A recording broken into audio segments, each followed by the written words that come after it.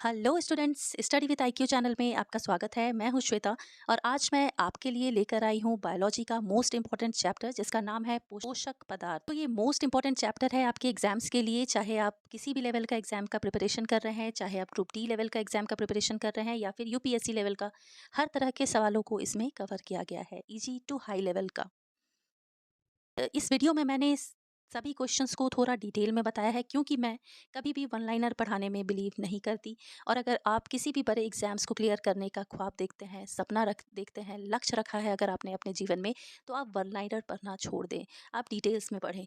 आप एग्जाम्पल के लिए 68th बीपीएससी का एग्जाम ले लीजिए, उसमें बहुत ही टफ क्वेश्चन, सारे क्वेश्चन कॉन्सेप्चुअल बेस्ड आए थे मैक्सिमम। आप यूपीएससी का पेपर अगर देख लें तो उसमें लास्ट 25 ईयर्स का टफेस्ट पेपर कहा गया है इस बार को। तो आप वन लाइनर पढ़ के आप कितना सक्सेसफुल हो पाएंगे, इसका आकलन आप खुद कर सकते हैं। तो वन लाइनर ना पढ़ें, जिस भी टॉपिक को पढ़ें उसे डिटेल में पढ़ें ताकि आपकी समझ अच्छे से डेवलप हो और किसी भी तरह के क्वेश्चन को टैकल करने में आप सक्सेसफुल हों एग्जामिनेशन हॉल में। ठीक है, तो अब हम शुरू करते हैं अपना ये मोस्ट इंपॉर्टेंट चैप्टर जिसका नाम है पोषक पदार्थ। तो चलिए सभी बच्चे अपना अपना कॉपी पेन लेकर बैठ जाइए, मैं शुरू करती हूँ आज का सेशन। साथ शुरू करते हैं अपना पहला सवाल। पोषक पदार्थ ये कुल कितने प्रकार के होते हैं? ऑप्शंस है 7, 6, 15 या फिर 20। तो इसका सही आंसर है पोषक पदार्थ कुल 7 प्रकार के होते हैं। कौन कौन से? यहाँ पर देखिए, carbohydrate, protein, lipids, nucleic acid, जल, खनिज लवण और विटामिन। यानी किस तो आपने ये तो समझ लिया कि पोषक पदार्थ 7 प्रकार के होते हैं, लेकिन पोषक पदार्थ होते क्या हैं? तो पोषक पदार्थ का मतलब ये हुआ कि मानव को स्वस्थ जीवन जीने के लिए एक प्रॉपर डाइट की जरूरत होती है जो हमें भोजन के जरिए मिलता है। और उस भोजन में ये सारे गुण होने चाहिए, कार्बोहाइड्रेट, प्रोटीन, लिपिड्स, जो भी आप इस स्क्रीन पे देख रहे हैं ये सारा उसमें होना चाहिए। इन पोषक पदार्थों के वजह से ही हमारा शरीर समृद्ध बनता है, हमारे शरीर में ऊतकों का, टिश्यूज का निर्माण होता है और बहुत सारी ऐसी क्रियाएं हैं जो पोषक तत्व का को ग्रहण करने से हमारे शरीर को प्राप्त होता है। एग्जाम्पल से आप अगर बहुत ही सीधे शब्द में समझें तो कुपोषण, कुपोषण क्या होता है? अगर कुपोषण का हम डेफिनेशन मैं अपने लैंग्वेज में बताऊं तो कुपोषण का मतलब ये हुआ कि जिसके भी भोजन में ये सारे पोषक पदार्थ नहीं होते हैं वो व्यक्ति कुपोषण का शिकार होता है। ठीक है, तो पहला सवाल मैं उम्मीद करती हूँ आपको बहुत अच्छे तरीके से समझ में आ गया होगा। अब हम लेते हैं अपना अगला सवाल। 7 पोषक पदार्थों में एक लिपिड भी था। लिपिड को समझ लेते हैं क्या होता है। वसा और वसा से संबंधित सारे पदार्थ को लिपिड्स कहा जाता है। वसा का मतलब होता है फैट जो हमारे बॉडी में जमा होता है जिसके वजह से इंसान मोटा हो जाता है। लिपिड्स जल में अघुलनशील होता है, लेकिन ये क्लोरोफॉर्म इधर बेंजीन में घुलनशील होता है। एग्जामिनर आपसे इस तरह भी सवाल पूछ सकता है कि लिपिड किस में घुलनशील होता है और किस में अघुलनशील होता है, तो ये सारे पॉइंट्स आपको पता होना चाहिए। देखते हैं अपना अगला सवाल। प्रमुख ऊर्जा उत्पादक पदार्थ कौन सा है? ऑप्शंस है विटामिन, प्रोटीन, फैट, कार्बोहाइड्रेट या फिर फैट एंड कार्बोहाइड्रेट। तो इसका आंसर होगा फैट एंड कार्बोहाइड्रेट। तो फैट एंड कार्बोहाइड्रेट हमारे शरीर में सबसे ज़्यादा ऊर्जा प्रदान करता है। तो अगर आपको एनर्जेटिक रहना है तो आपको फैट और कार्बोहाइड्रेट को बैलेंस्ड फॉर्म में लेना होगा। कार्बोहाइड्रेट का एग्जांपल्स क्या क्या है? राइस में बहुत ज़्यादा कार्बोहाइड्रेट होता है। और ये सवाल आपका स्टार मार्क क्वेश्चन है, ये बहुत इंपॉर्टेंट सवाल है, तो इसे आप ध्यान से याद रखें। प्रमुख ऊर्जा उत्पादक पदार्थ कौन सा है? तो वो है फैट एंड कार्बोहाइड्रेट। तो चलिए अब अपना अगला सवाल देख लेते हैं। अगला सवाल भी मोस्ट इंपॉर्टेंट सवाल है। सवाल है कार्बोहाइड्रेट में क्या क्या होता है? ठीक है, कार्बोहाइड्रेट में क्या क्या होता है? तो कार्बोहाइड्रेट में होता है कार्बन, हाइड्रोजन और ऑक्सीजन। ठीक है, यहाँ सारे ऑप्शंस आपको कंफ्यूज करने वाले हैं। Carbon, nitrogen, oxygen, carbon, hydrogen, nitrogen. ठीक है, आपको कंफ्यूज नहीं होना है। यहाँ पे थोड़ा ध्यान से आप याद रखें, कार्बन, हाइड्रोजन एंड ऑक्सीजन का मिश्रण होता है कार्बोहाइड्रेट। लेकिन अगर आपसे एग्जामिनर कार्बन, हाइड्रोजन, ऑक्सीजन ना देकर अगर दे दे CH2O, तब आप क्या करेंगे? तो आप इसका केमिकल नेम भी याद रखें, C फॉर कार्बन, हाइड्रोजन का H2 होता है और ऑक्सीजन का O होता है। तो अगर एग्जामिनेशन में आपको ये दे दिया जाए कि CH2O, तो इसका आंसर केमिकल फॉर्म में ये हो जाएगा। ठीक है, तो आप इसका ये नाम भी याद रखें और केमिकल नेम भी याद रखें। किस रेशियो में होता है ये? तो ये होता है 1:2:1 के रेशियो में कार्बोहाइड्रेट हमारे बॉडी में होता है, जिसमें कार्बन, हाइड्रोजन, ऑक्सीजन 1:2:1 के रेशियो में होता है। ठीक है, नेक्स्ट सवाल देखते हैं। हमारा अगला सवाल है, कौन सा पोषक पदार्थ शरीर का निर्माणात्मक पदार्थ है? इसका मतलब पहले सवाल को समझिए कि वो कौन सा 7 पोषक पदार्थ में से वो कौन सा ऐसा पोषक पदार्थ है जो शरीर का निर्माणात्मक पदार्थ है, यानी वो हमारे शरीर के टिश्यूज और सेल्स को विकसित करता है। तो प्रोटीन आवश्यक किस लिए है? इसको निर्माणात्मक पदार्थ क्यों कहा गया है? क्योंकि प्रोटीन हमारे शरीर में टिश्यूज का निर्माण करता है, उसका मरम्मत करता है यानी कि रिपेयर करता है, और हमारे शरीर की वृद्धि के लिए आवश्यक होता है। इसीलिए अगर कोई भी छोटा बच्चा अगर ना भर रहा हो तो उसे दूध देना चाहिए। दूध में बहुत ज़्यादा प्रोटीन होता है, एग्स देना चाहिए। तो प्रोटीन वाली चीज़ें देने से बच्चे की वृद्धि होती है और हमारे शरीर की भी वृद्धि होती है, नए टिश्यूज़ का निर्माण होता है। तो प्रोटीन एक प्रॉपर डाइट में हम सभी को लेना चाहिए। तो इसका आंसर क्या हो जाएगा? इसका आंसर हो जाएगा प्रोटीन, मोस्ट इंपॉर्टेंट। अब चलिए नेक्स्ट सवाल देखते हैं। अगला सवाल है कि प्रोटीन यौगिक है, मतलब प्रोटीन में क्या क्या होता है? यहाँ ऑप्शंस है carbon, hydrogen, oxygen, nitrogen. Second में है कार्बन, नाइट्रोजन, हाइड्रोजन, ऑक्सीजन, या फिर कोई नहीं। तो इसका सही आंसर क्या होगा? इसका सही आंसर होगा carbon, hydrogen, oxygen and nitrogen. ठीक है, तो वहां पर आपने कार्बोहाइड्रेट में क्या पढ़ा कि कार्बोहाइड्रेट में क्या होता है? Carbon, hydrogen and oxygen. यहाँ प्रोटीन में क्या होता है? तो प्रोटीन में एक चीज ऐड हो गया, नाइट्रोजन। तो आप एक आइडिया ले सकते हैं कि प्रोटीन में भी ट है और नाइट्रोजन में भी ट है, तो एक नाइट्रोजन ऐड होगा और बाकी की 3 चीज़ कार्बोहाइड्रेट एंड प्रोटीन में कॉमन होगा। तो आप इस तरीके से याद कर सकते हैं। वैसे सभी स्टूडेंट्स का अपना अपना ट्रिक्स होता है याद करने का। तो नेक्स्ट सवाल है, निम्नलिखित में से कौन सा प्रोटीन का कार्य है? तो प्रोटीन का कार्य क्या है? अभी जस्ट आपने पढ़ा कि शरीर में कोशिकाओं का विकास करना, शरीर का निर्माण और वृद्धि करना, रक्त के पीएच का नियंत्रण करना। तो इसका आंसर क्या होगा? इसका आंसर होगा उपयुक्त तीनों। अब यहाँ सोच रहे होंगे कि प्रोटीन का कार्य तो शरीर में कोशिकाओं का निर्माण, विकास, वृद्धि करना है, ये पीएच कहाँ से आ गया? तो ये पीएच भी है और ये आपके टफ लेवल ऑफ क्वेश्चन में से शामिल है। यूपीएससी स्टेट पीसीएस लेवल का सवाल है ये। तो यहाँ पर आप ध्यान रखें, शरीर का निर्माण, वृद्धि करना, शरीर में कोशिकाओं का विकास करना और रक्त के पीएच का नियंत्रण भी प्रोटीन ही करता है। ठीक है, तो देखते हैं अगला सवाल से है, प्रोटीन किसका बना होता है और यह किसका बहुलक होता है? तो प्रोटीन बना होता है किसका? ये बना होता है एमिनो एसिड का। ठीक है, प्रोटीन किसका बना होता है? तो ये बना होता है एमिनो एसिड का। ये फोटो है एमिनो एसिड का।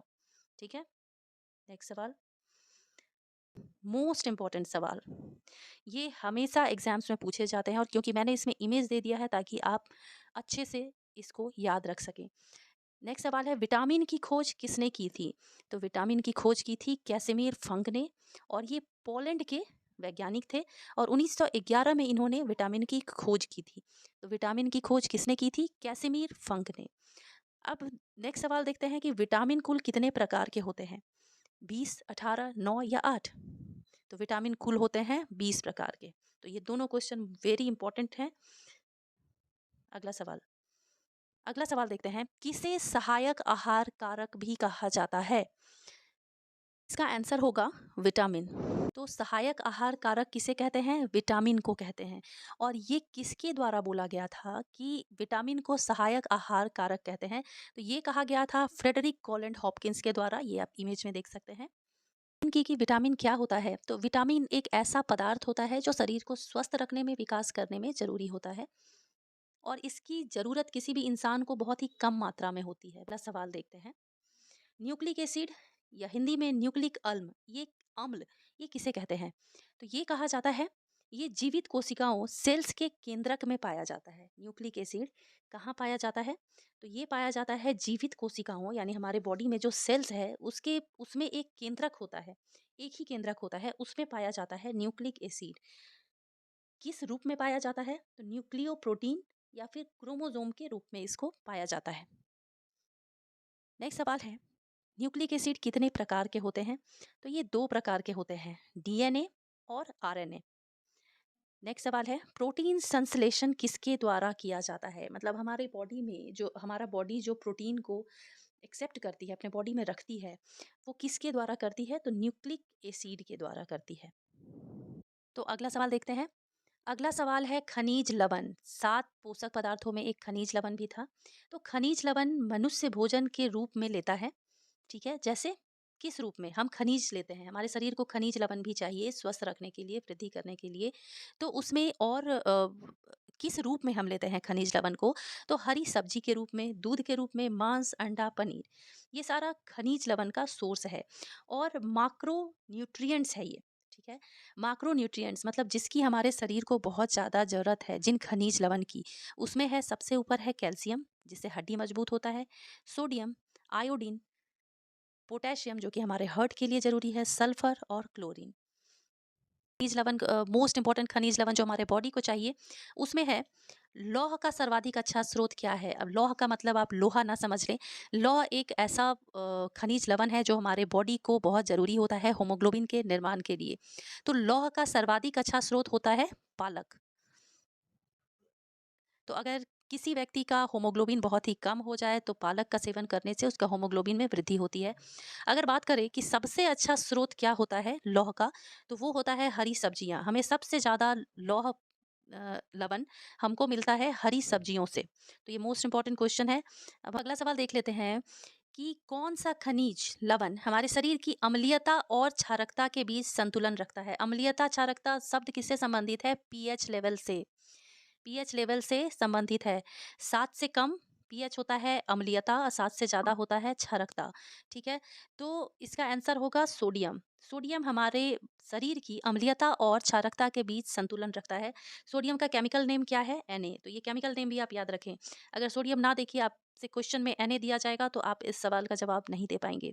अगला सवाल देखते हैं। लंबे समय तक एक्सरसाइज करने के लिए महत्वपूर्ण खनिज कौन सा है?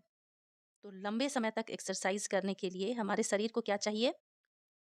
अपना अगला सवाल देखते हैं कि प्रोटीन और वसा का सबसे अच्छा स्रोत क्या है? तो प्रोटीन और वसा का सबसे अच्छा स्रोत है मूंगफली, ठीक है? अगर प्रोटीन का सबसे अच्छा स्रोत पूछे तो सोयाबीन और मूंगफली होता है, और प्रोटीन और वसा दोनों का साथ में पूछे तब फिर मूंगफली होगा, ठीक है? नेक्स्ट सवाल, कुपोषण किससे होता है? ऑप्शंस हैं, अति पोषण से मतलब ओवर न्यूट्रिशन से, ज्यादा खाने से, अल्प पोषण यानी कि कम खाने से, या फिर असंतुलित पोषण इम्बैलेंस्ड खाने से। क्या होगा इसमें से? तो इसका होगा आंसर उपयुक्त तीनों। अगर आप हद से ज्यादा खाएंगे तब भी कुपोषित होगा, अल्प पोषण करने से भी, अंडर न्यूट्रिशन के वजह से भी कुपोषण होता है, और असंतुलित भोजन के वजह से तो होता ही है, क्योंकि वो सातों पोषक पदार्थ हमारे शरीर को चाहिए। ये आप इमेज में देख सकते हैं, ये बच्चा कुपोषित है, मेल न्यूट्रिशन से ये बच्चा पीड़ित दिख रहा है, ठीक है? नेक्स्ट सवाल देखते हैं, किसके चयापचयी प्रक्रम से अधिकतम ऊर्जा प्राप्त होती है? यानी कि वसा जो है वो बहुत ही समय तक हमारे बॉडी में मौजूद होता है, उसे हमारे बॉडी में पचने में बहुत ही समय लगता है, और इसी के वजह से हमें अधिकतम ऊर्जा इससे प्राप्त होती है। लंबे समय तक एक्सरसाइज करने के लिए महत्वपूर्ण खनिज कौन सा है? तो महत्वपूर्ण खनिज है कार्बोहाइड्रेट, ठीक है? तो कार्बोहाइड्रेट हमारे बॉडी के लिए बहुत ही महत्वपूर्ण है। इसे लेना किसी भी व्यक्ति के लिए बहुत ही ज़रूरी है, स्पेशली जो बहुत देर तक एक्सरसाइज करते हैं, वॉक करते हैं, या किसी भी तरह का शारीरिक कार्य करते हैं, कठिन कार्य, जो लेबर मजदूर होते हैं वो लोग बहुत शारीरिक कार्य करते हैं, तो उनके लिए कार्बोहाइड्रेट अपने डाइट में लेना बहुत ज़रूरी है। अगला सवाल देखते हैं, कौन सा खनिज लवण हड्डियों को मजबूत करता है? ये स्केलेटन देख के किसी को डर तो नहीं लग रहा ना? तो ये कौन सा खनिज लवण हड्डियों को मजबूत करता है? तो ये क्या होगा इसका आंसर? कैल्शियम करता है, यहाँ पर फॉस्फोरस भी करता है, सोडियम इसमें शामिल नहीं है। तो ऑप्शंस में यहाँ पर है बी में कैल्शियम एंड फॉस्फोरस, तो ये हमारा सही उत्तर होगा, ठीक है? ये हमारा सही उत्तर है। कैल्शियम एंड फॉस्फोरस हमारी हड्डियों को मजबूत करता है। तो कभी भी ऑप्शन में कैल्शियम के साथ फॉस्फोरस हो तो आप उसी को टिक लगाएंगे, आप केवल कैल्शियम को टिक नहीं लगाएंगे। तो अब अगला सवाल देख लेते हैं, ट्राइग्लिसराइड क्या है? मोस्ट इंपॉर्टेंट क्वेश्चन है। ट्राइग्लिसराइड क्या है? तो ट्राइग्लिसराइड वसा है। ठीक है, इसका आंसर होगा वसा।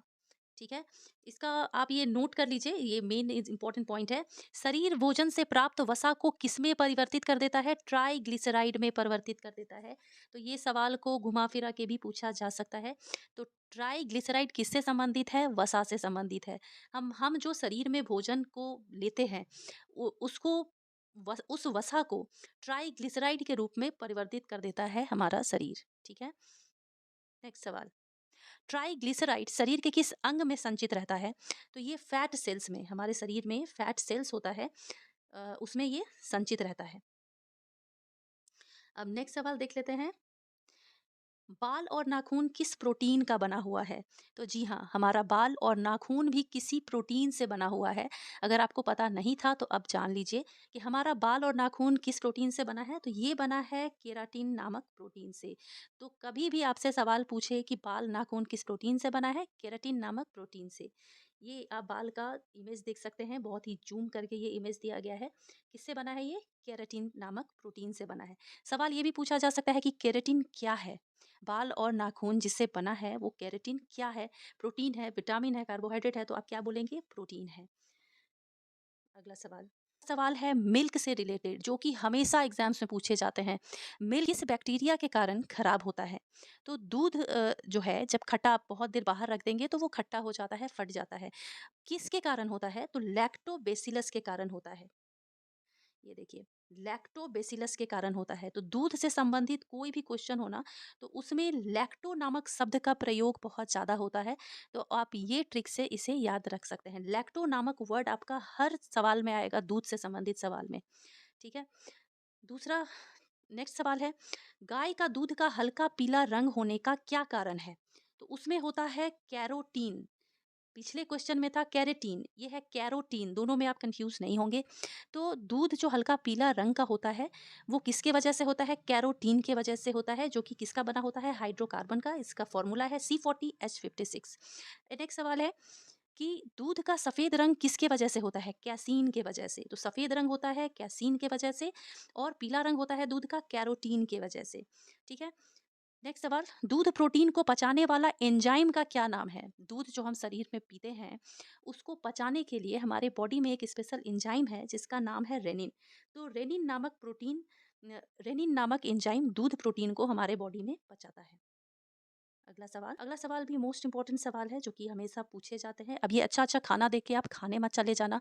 आप ये सेशन कंप्लीट कर लो, उसके बाद मज़े से अपनी मम्मी को बोलिए ये फ्राइड राइस बना देने को, जो कि देख के आपको बहुत ही टेम्पटिंग लग रहा होगा। ठीक है, चलिए, जोक सपाट।